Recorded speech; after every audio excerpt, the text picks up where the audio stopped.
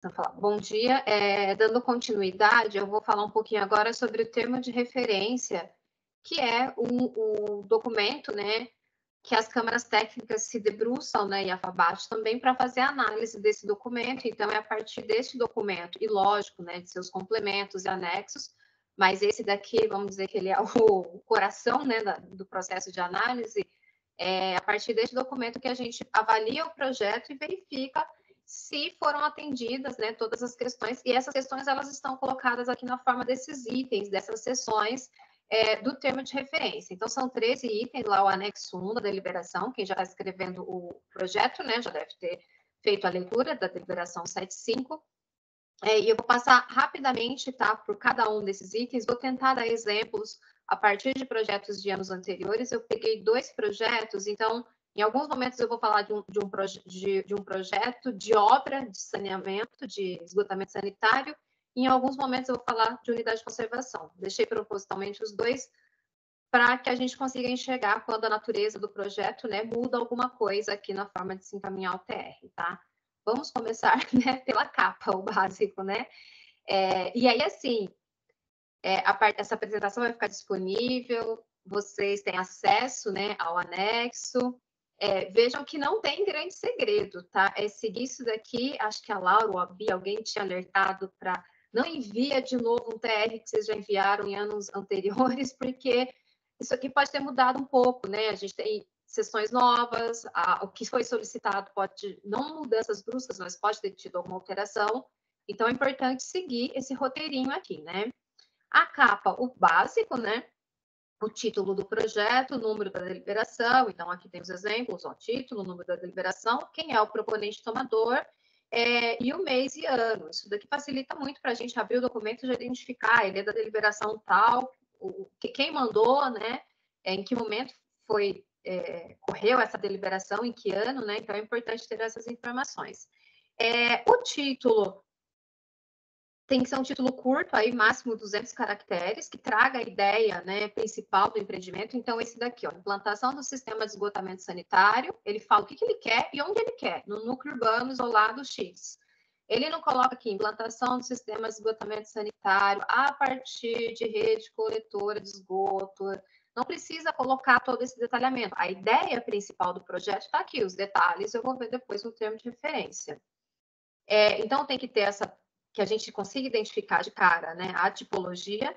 O título tem que ser coerente com a tipologia, tem algumas considerações aqui, né, como isso aqui tem que estar enquadrado com o PDC e sub-PDC. Eu até trouxe aqui, né, do anexo 1 do MPO, essa ação que permite um projeto como esse, né, é a ação na deliberação, né, em questão, elaboração de projetos básicos executivos e execução de obras para implantação de sistemas de coleta de esgoto. A Bia passou por isso, mas quando eu vou lá no anexo 1 do MPO, eu consigo identificar, né, que realmente é esgotamento sanitário, projeto básico executivo. Então, tomar esse cuidado também. E aqui vocês já conseguem perceber uma questão que já surgiram algumas perguntas nesse sentido, e que às vezes alguns projetos são inabilitados por isso, por não enquadramento. Então, assim, muitas vezes o projeto ele é inabilitado e não é pelo mérito, pela qualidade do projeto, pelo contrário, às vezes pode ser um projeto de extrema qualidade, mas se ele não se enquadrar nas ações financiáveis na bacia do Alto Tietê em 2024, não há o que ser feito, tá? Então,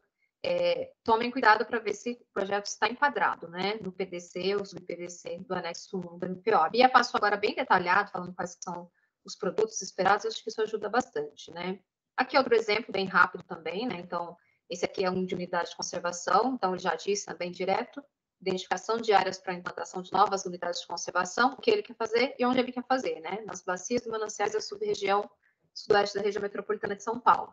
Então, o título também está bem claro e está alinhado com o anexo 1 do MPO, o sub-PDC 1.2, Planejamento e Gestão de Recursos Hídricos, e com a ação da deliberação. Então, é um projeto que se enquadraria aqui. Lógico que a gente tem que finalizar a leitura de todo o documento, mas está coerente, né, com a ação financiável. Sumário e os itens de 1 a 13, então também bem importante respeitar e ter todos esses itens. A gente, às vezes, recebe termo de referência que ele para em um momento, sabe? Tem alguns itens que, às vezes, não vão constar, né? Parceria, se não for o caso mas a gente já fez análises de termo de referência que vem sem o item metas, ações e indicadores, vem sem resultados, sem produtos, resultados esperados. Então, assim, tem que tomar cuidado de verificar se todos os itens foram contemplados. Aqui, para a apresentação, eu só fiz uma correção, porque eu queria deixar o sumário como exemplo, até para discutir a importância de todos, né? Esse daqui só deveria estar com a ordem invertida, e aí uma coisa que eu chamo a atenção, né? Para quem já vem escrevendo projetos, né, para a bacia do Alto Tietê há um tempo, até o ano passado, no item 11, a gente incorporava aqui também a sustentabilidade. Agora foi criado o item estratégias de sustentabilidade. Então, também tomem cuidado, né, para não deixar de apresentar esse item, a gente vai passar por ele daqui a pouco. Tá? Anexos, né, se for o caso, e aqui a gente vai ver também um exemplo de situação que precisa de anexo. Então, o mínimo que a gente espera, né, são os 3 itens ali, com exceção de parcerias quando não couber, e a questão da metodologia e especificação técnica, que vai valer para a tipologia do projeto, né? Mas alguns itens, né? Apresentação institucional, introdução, objetivo, área de estudo, população. Se for não estrutural, metodologia. Se for estrutural, especificação técnica. Ou se for estrutural meio híbrido, né? Tiver educação ambiental, por exemplo, como a Bia colocou no esgotamento, também tem que ter metodologia. Equipe técnica, parceria se couber, metas, ações, produtos, resultados esperados e referências, tem que aparecer esses itens no TR, tá? Não pode ficar faltando. Apresentação institucional é algo sucinto e é algo que tem que deixar claro para quem está analisando esse projeto que o proponente tomador ele tem capacidade, né, para desenvolver esse projeto. Então, aqui um exemplo, ó.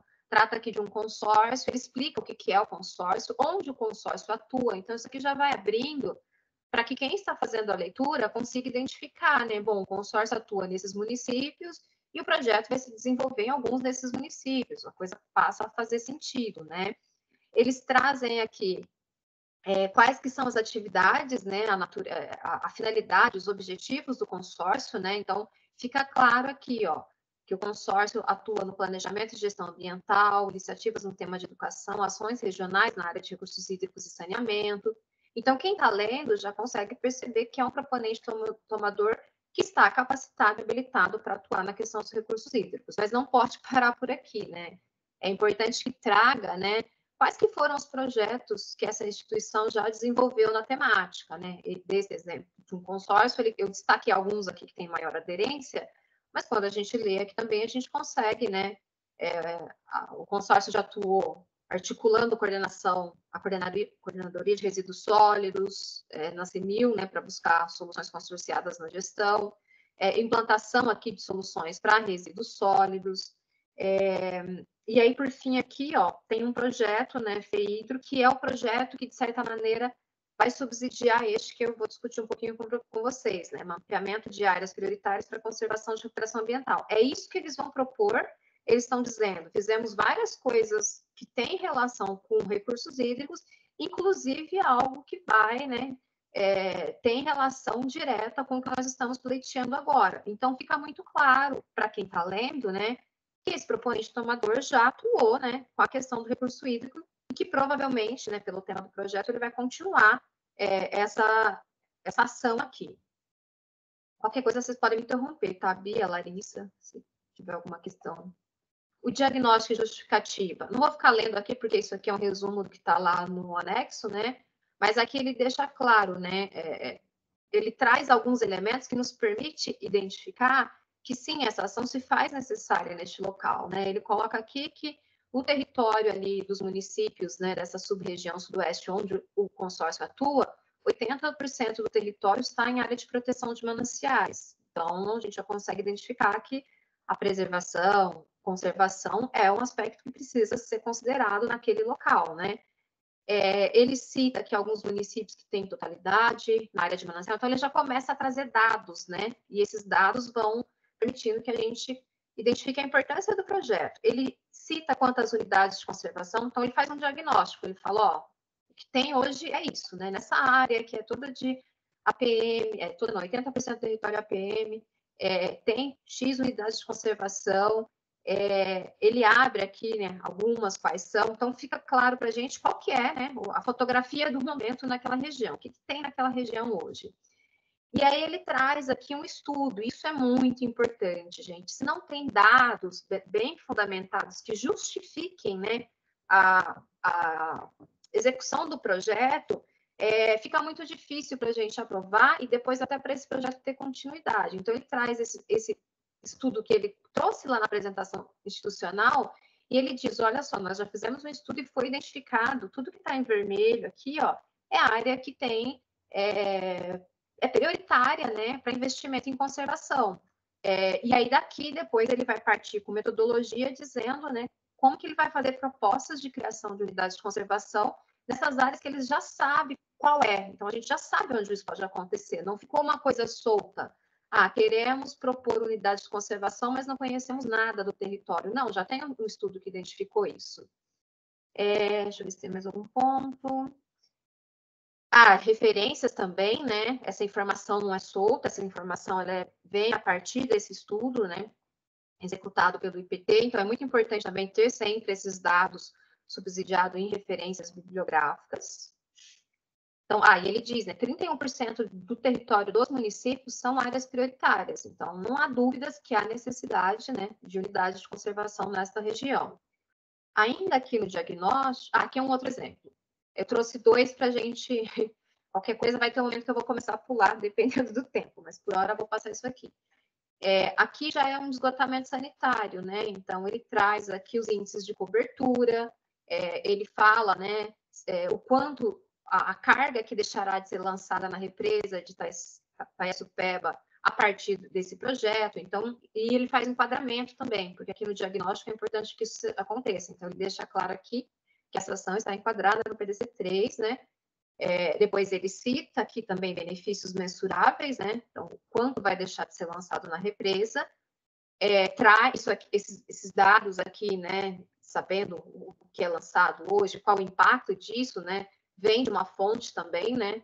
Ele cita aqui essa fonte, e é pedido aqui que, além dos benefícios mensuráveis serem citados, né? Se cite também a consequência da não execução. Aqui ele diz que se, né, não for feita essa obra, que é um sistema de esgotamento sanitário, esse efluente vai continuar sendo lançado na represa. Então, ele deixa claro qual será o impacto da não execução da obra, no caso. Indo para objetivos, voltando para o projeto de unidade de conservação, o objetivo geral dele está amplo, então, identificar áreas e elaborar o estudo de criação de unidades de conservação. Então, eu sei o que ele quer, né, como produto final. Eu já consigo fazer, mas então no final ele vai dizer onde, né, serão implantadas essas unidades de conservação. E aí, os específicos, ele traz as etapas, ó. Então, assim, qual é o passo a passo, né, para ele identificar essas áreas e elaborar os estudos, né? Ele vai mobilizar a sociedade, ele vai construir um banco de áreas interessadas e depois tudo isso fica muito bem detalhado na metodologia. Ele vai fornecer subsídios técnicos para o processo de criação. Então, as coisas aqui, elas fecham, né? Quando a gente lê o geral e os específicos, né? A gente fala, não, por essas etapas que foi apresentado aqui, é possível que no final, sim, né? Tenha se identificado áreas, né? A partir desses estudos para a criação de unidades de conservação, né? Ele não detalha aqui como ele vai fazer, né? Ele só fala o que ele vai fazer. Essa mobilização a gente vai descobrir lá na metodologia, como vai ser esse banco lá na metodologia. Então, aqui não precisa explicar o como, né? É o que vai ser feito. Até aqui, gente, alguma questão, alguma dúvida? Podemos avançar? Bom, vou continuar. A área de estudo também, essa é uma outra questão, né? A gente pede, né? A gente precisa identificar onde vai acontecer essa ação, considerando o território da bacia como um todo, né? Então, ele deixa aqui bem claro, esse aqui ainda é para a unidade de conservação. Aí aqui ele já fala, ó, a área de estudo compreende esses 4 municípios, e aí a gente consegue identificar, né, dentro da sub-região aqui, né, onde estão esses 4 municípios, né? Ele identifica aqui no mapa, né? Eu não sei se vocês estão vendo, mas está aqui uma linhazinha amarela, que ficou pequenininha a figura aqui, mas onde o projeto vai se desenvolver. Então, fica claro para a gente também, né, em termos do território, onde a ação será desenvolvida. E é o que é o que é solicitado, né? Aqui faltou o georreferenciamento, que eu vou dar um outro exemplo daqui a pouco, mas isso aqui também é bem importante, porque em um momento a gente precisa garantir se essa ação ela se dá dentro ou fora de APRM, até por conta da pontuação. Então, precisa ter, né, todas essas informações, né? Além da delimitação, onde a região, aqui está como ponto de monitoramento, mas poderia ser onde o projeto vai ser desenvolvido, aqui consta, as coordenadas, né, ou pelo menos o polígono de intervenção. Aqui a gente tem o polígono, dá para identificar onde vai ser a intervenção, né? E outras informações, né, que vocês considerarem importante para a compreensão da proposta. Mas a gente precisa saber onde vai acontecer, tá? Isso que é importante. Um outro exemplo aqui bem detalhado é esse outro de um sistema de esgotamento sanitário, né? Ele fala exatamente qual é o município, qual que é o núcleo, o distrito em que vai acontecer aquela intervenção. Ele traz vários mapas, né? E aí ele traz mapa, comprovando que está inteiramente dentro da PRM, traz um mapa que fala, olha, realmente está do lado da represa de Itaçupeba. Ele traz um mapa com o traçado da rede e a delimitação ali do núcleo, dos bairros, né? Então a gente consegue ter precisão sobre o local de intervenção, tá? Aqui ele traz as coordenadas direitinho, traz a fonte, né, de onde veio essa imagem, né, não ficou solto, então tudo isso é importante. A população atendida, aqui também é um problema. É o número de habitantes que vão ser diretamente beneficiados. E aí, quando a gente fala de recursos hídricos, às vezes fica um pouco subjetivo, né? Às vezes tem o olhar de, bom, mas se eu fiz uma ação numa subbacia, todo o recurso hídrico da subbacia vai ser beneficiado e indiretamente toda a população pode ser beneficiada. Mas não é indiretamente, tem que ser a população diretamente beneficiada. Aqui é o exemplo do sistema de esgotamento sanitário. Eles não consideraram que deixar de lançar esgoto tratado no corpo hídrico vai melhorar a qualidade do recurso hídrico na bacia como um todo e, portanto, X mil habitantes, né, um valor muito alto vai ser beneficiado. Não, eles foram lá no projeto. O que a gente vai fazer? A gente vai implantar rede coletora ou unidade individual de tratamento de esgoto. Quantos domicílios vão receber essa solução? Lá, e aqui não tem o detalhe, mas quando a gente abre o projeto deles, a gente identifica isso. X domicílios, qual a população estimada, eles fizeram aqui ainda uma previsão, né, de final de projeto, qual a população de saturação, mas aqui a gente consegue ter garantias, né, de que realmente essas são as pessoas que moram naquela região que hoje não tem sistema de coleta e que passará a ter. Então, tem que ser aquela que é diretamente beneficiada e não toda a bacia, tá? E tem que ter uma justificativa para esses dados, né? Não dá para jogar o número sem nenhuma justificativa. A metodologia para empreendimentos não estruturais, ela tem que aparecer, e aqui também é um ponto que às vezes a gente tem muito problema. No momento da análise, a metodologia, às vezes é o mais. Ela não vem redondinha, ela não vem aprofundada. Tem que estar descrito aqui quais são as atividades que vão ser desenvolvidas e como elas vão ser desenvolvidas, né? Qual material, método, né? E isso tudo também tem que ser coerente com o que se espera de resultado, né? A gente tem as câmaras técnicas que fazem as análises, então, se for alguma coisa de rede de qualidade, vão ter ali especialistas em rede. Se for educação ambiental, vão ter especialistas em educação ambiental que vão conseguir também identificar se aquilo é suficiente ou não, né? E tudo isso tem que ser detalhado, né? Quais os procedimentos, baseado em literatura especializada, né? Ou em legislação, norma, ou se vai ser atividade de campo, se for, tem que estar detalhado como vai ser essa atividade de campo, como vão ser medições, frequências de análise, como que vai ser, né, a coleta dessas análises, como elas vão ser levadas para o laboratório. Se tiver material que demande especificação técnica, né, tem que aparecer. Necessidade de veículos, equipamentos, tudo, né, devidamente justificado, e a metodologia de análise de resultados. Aqui eu peguei o exemplo lá da unidade de conservação, né, do estudo para a criação da unidade de conservação. Então, eles tinham 3 objetivos, e aí depois aqui eles trazem aqui 3 etapas, né? Então, eles vão fazer a elaboração de um plano de trabalho, vão fazer um trabalho de mobilização social, e na sequência eles vão fazer o estudo da criação das unidades de conservação. E aí vocês vão perceber que tem vínculo aqui, né? Essa mobilização social, ela tem um objetivo. Ela faz parte, né, de identificar quais áreas, né, tem potencial maior para se criar a unidade. Quem teria interesse, né, em ter ali a sua área virando uma unidade de conservação. Aqui eles citam que eles vão constituir um grupo técnico, e vocês vão ver que daqui a pouquinho esse grupo técnico de trabalho vai reverberar em necessidade de parceria. Então, aqui a gente já começa a perguntar, né? Qual é a constituição desse grupo técnico? Eles citam e depois eles falam, para garantir que esse grupo técnico tenha a formação prevista, né? A gente precisou fazer parceria com a prefeitura. Já vou antecipar, tá? É que eles falam que nesse grupo técnico aqui, que vai acompanhar o trabalho, né?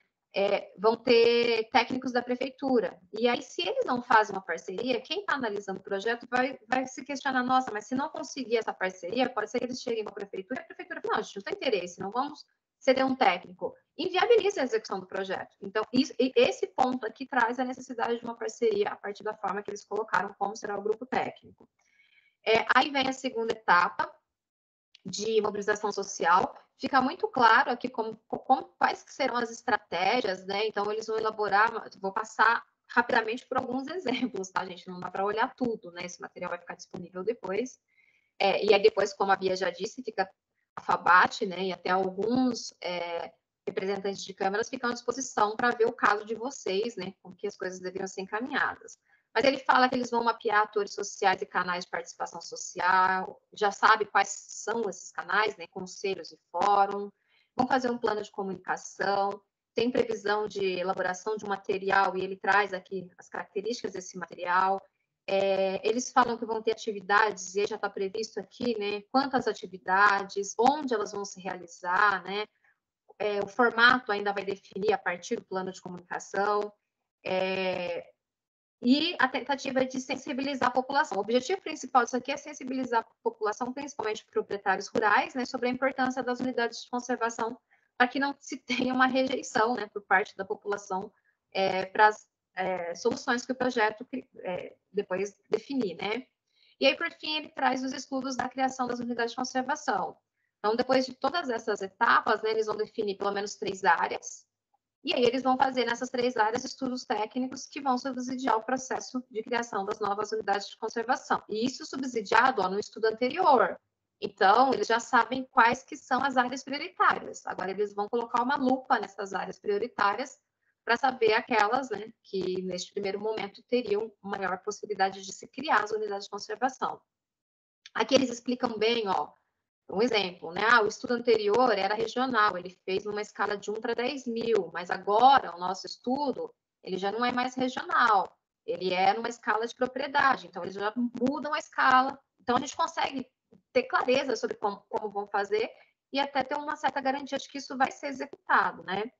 Eles trazem aqui como que serão esses levantamentos, esses documentos técnicos, né? Então, vão fazer levantamento biográfico e cartográfico, vão caracterizar a área, eles explicam como essa área vai ser caracterizada, acho que ficou cortando um pedacinho aqui, mas eles trazem definição aqui do Ministério do Meio Ambiente. Então, é uma metodologia que está baseada em literatura, ela não está uma metodologia de onde veio isso, né?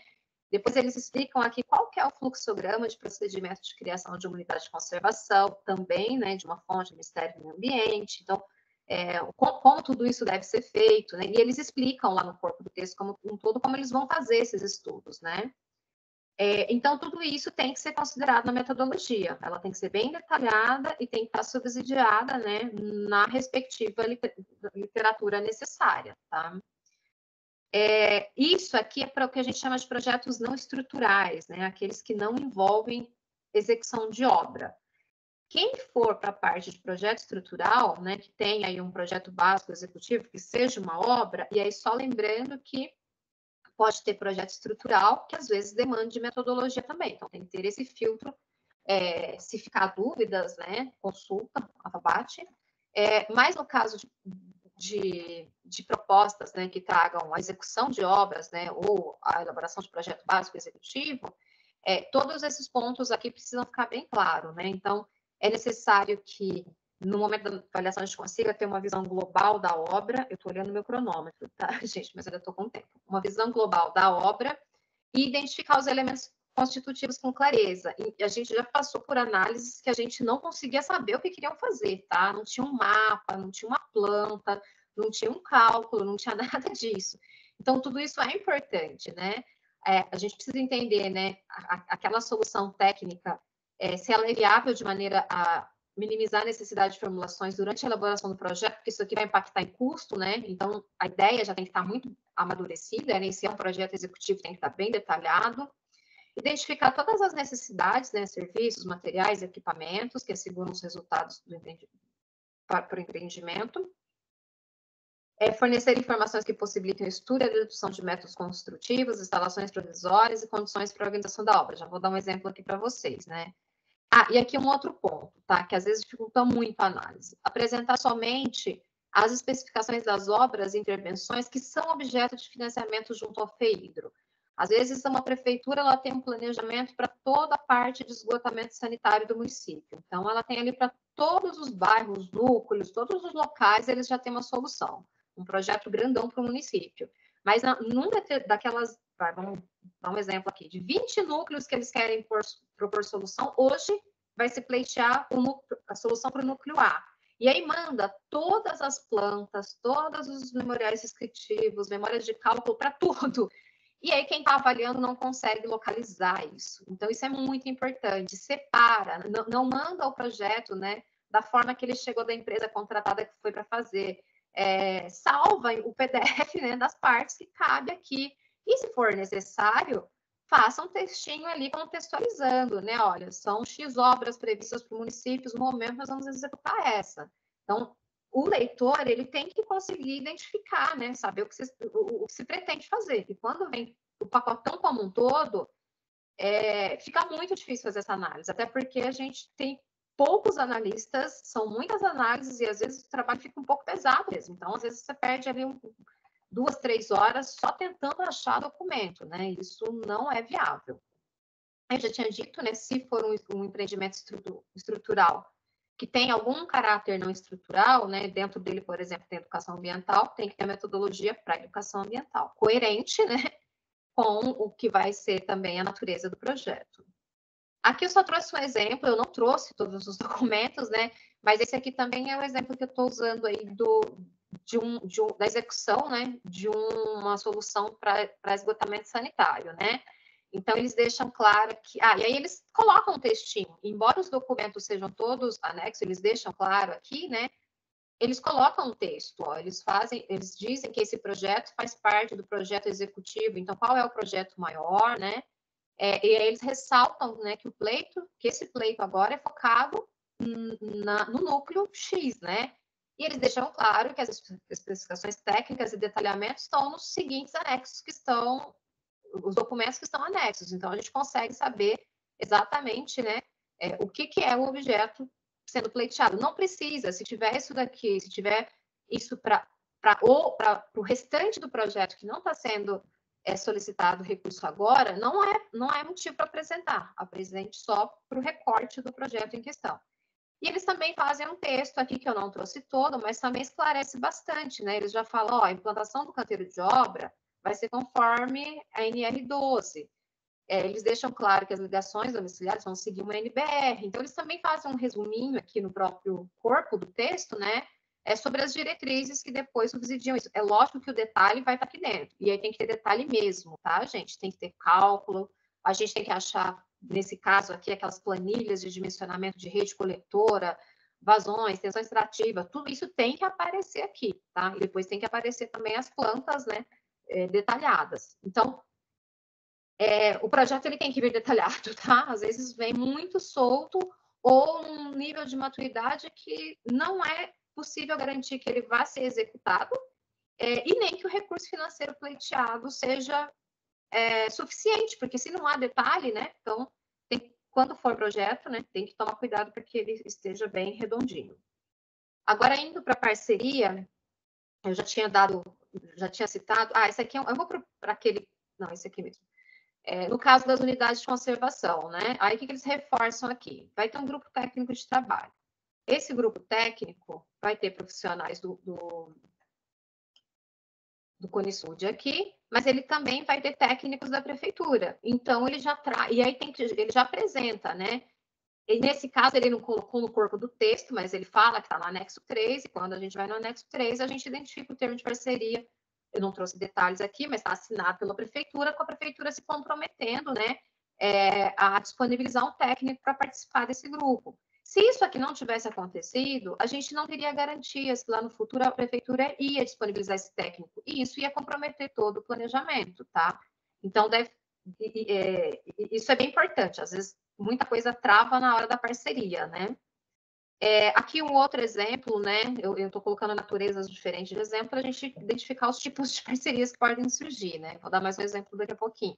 Aqui é um projeto executado por uma prefeitura para o sistema de esgotamento sanitário. Só que ela precisa encaminhar, ela vai coletar, ela é responsável por coletar esse esgoto, mas ela encaminha para uma estação de tratamento da Sabesp. E aí ela deixa claro aqui, olha, eu já tenho uma parceria com a Sabesp que vai receber o esgoto desse interceptor no qual eu estou lançando, e a Sabesp já sabe que vai chegar essa vazão, né, na estação de tratamento de esgoto, que é uma preocupação também, né? E se faz essa coleta e não tem uma estação para receber, né? Então, eles já deixam claro que existe essa parceria, né? Isso às vezes também é bem comum quando é sociedade civil, né? Então, tomar cuidado. Se for propor alguma intervenção, alguma ação em área que, a princípio, é responsabilidade do poder público, né? Também é importante conversar com essa prefeitura, né? Com quem seria o... É que muitas ações acabam nem ficando com a sociedade civil por conta disso, né? Porque legalmente já tem um responsável por ela. Mas sempre faça uma reflexão, né? Se eu posso estar fazendo isso aqui sozinho, eu precisaria de ajuda de alguém, eu precisaria do aval, da autorização de alguém para fazer, tá? Então, é bem importante que apareça a parceria.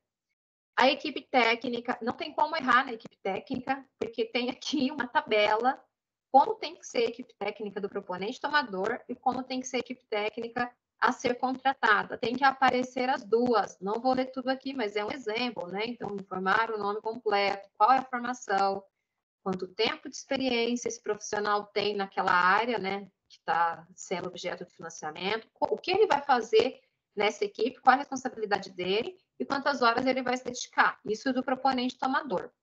E a contratada é só a formação, qual é a experiência e a função. Aí aqui também é exemplo, isso aqui acho que é muito difícil errar, embora aqui tenha faltado a dedicação em horas. Ó. Então, essa aqui é um exemplo que tem o nome, tem a formação, né, o cargo.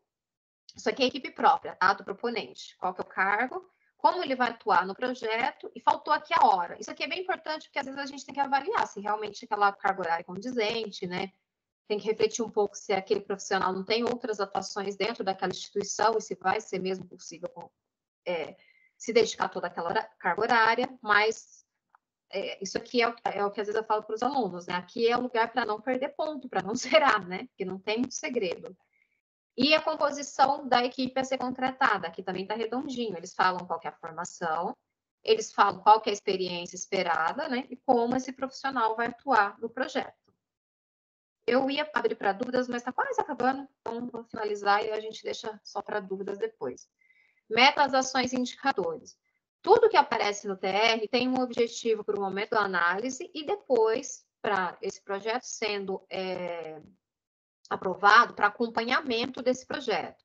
E as ações que a Laura citou lá no começo, né, elas também não surgem do nada e elas precisam depois ter um acompanhamento. Então, quando a gente tem lá no plano da bacia quais que são as ações, ao final da execução daquelas ações, vai ser cobrado do comitê, né? E aí, como é que essa ação se refletiu na bacia? E como é que o comitê vai conseguir quantificar isso, né? A partir dos indicadores. Então, a gente volta meio que fazendo um caminho de trás para frente aqui.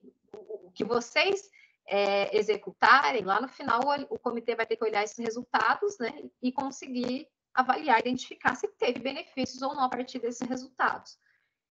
E essas metas, ações e indicadores, né, tem também um exemplo de tabela no anexo 1 da deliberação atual. Esses 3 itens estão atrelados com um objetivo específico, né? Então, fazendo por esse caminho, eu também não vejo muita dificuldade em se construir isso aqui. Às vezes, a dificuldade acontece quando os objetivos específicos não estão claros, porque se eles não estiverem claros, isso aqui não vai surgir. No caso desse exemplo que eu estou usando, o esgotamento sanitário, eles tinham 2 objetivos específicos.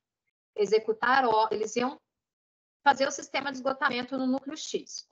E quais que eram as etapas, né? Executar obras para implantação de sistema isolado, de coleta. Então, onde fosse possível coletar, eles iam coletar. E a segunda etapa era obras de implantação de sistema individual de tratamento, onde não era possível coletar. Isso tudo ficou claro no diagnóstico, tá, gente? Eu não trouxe detalhado aqui, mas lá no diagnóstico eles levaram em consideração, por conta de topografia, aqui a gente consegue coletar, aqui a gente não consegue coletar. Então, daí surgem esses dois objetivos específicos. A partir desses objetivos específicos, a gente tem aqui qual que é, né, a meta, né? Então, aqui no caso, a implantação, né, do sistema de coleta de esgoto no núcleo X, né, para a capacidade inicial de coleta, né, de 3 litros por segundo de esgoto doméstico. Então, isso tem que ser quantificável, né? Aqui tem alguns exemplos, né? Quanto se quer reduzir de perda, redução de X% de lançamento, eles conseguiram quantificar, né? Eles vão coletar 3,2 litros por segundo, e para o segundo objetivo, eles vão instalar 22 unidades de sistemas individuais de tratamento de esgoto. E o que eles vão fazer? E aqui tem mais uma meta, dentro desse primeiro específico tem duas, né? Além de coletar, eles também vão atender ali os 1.479 habitantes, né? Então, essa obra de implantação, ela tem essas duas metas: coletar esse volume, atendendo esse número de pessoas aqui. E aí, para cada uma dessas metas, abre-se aqui quais que são as ações, né? Como é que vai... E aí, às vezes, acontece muito das ações aparecerem lá nos objetivos, e não é isso, né?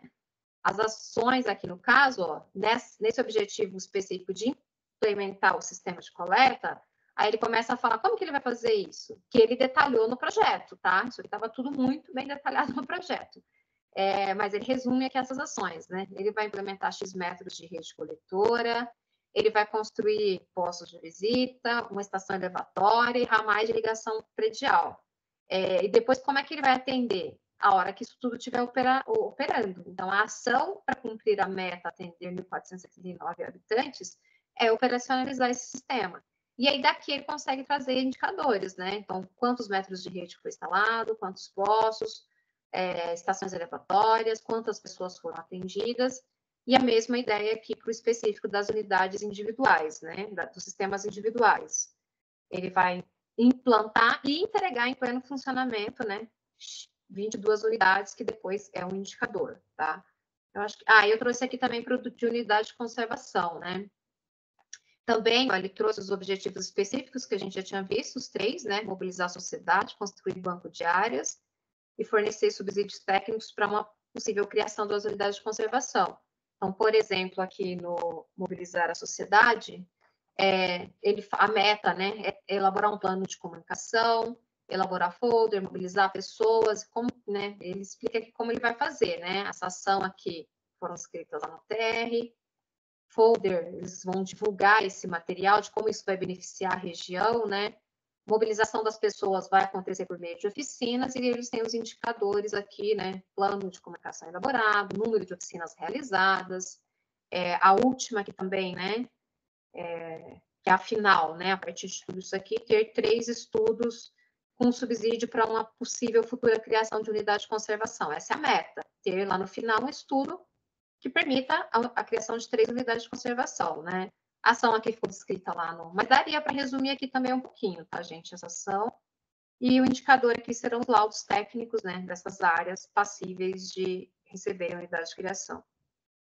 Produtos e resultados esperados também tá tabela, né? Então, é só seguir aquela tabela que está na deliberação, né? Então, aqui eles, voltando para o projeto de esgotamento sanitário, né, eles vão ter 2 produtos: o sistema de esgotamento, onde é possível unificar a coleta e encaminhar para a estação de tratamento, e o sistema individual para 22 domicílios. Então, esses são os produtos, eles descrevem o produto aqui, né? O que esse sistema tem? Rede, elevatória, linha de recalque, que vai encaminhar para a estação. Os individuais, né? Onde não for tecnicamente viável, né? Vai ter unidades individuais de acordo com normas, que também está descrito lá no projeto deles. As ações do PAP 2022, aqui está 22, 23, que era projeto antigo, tá? Mas tem que verificar, né, no PAPI que está publicado na página do comitê, depois, não sei se já passaram, mas senão a gente pode passar, a ação na qual vocês se enquadraram, né? Esse enquadramento já fez lá em cima, repete ele aqui, E aí, indo lá no MPO, né, consegue se identificar aqui qual é... não, acho que é no próprio PAP, qual é a meta. Indo na meta do PAP também colocar aqui quais que são os benefícios, né, da execução desse projeto. Né? Então, aqui, aumento da coleta de tratamento, aumento da coleta de tratamento. Aí eu achei que eu não trouxe da unidade de conservação, mas isso aqui também é tudo desdobramento de uma boa construção de, se for metodologia, de projeto, de objetivos.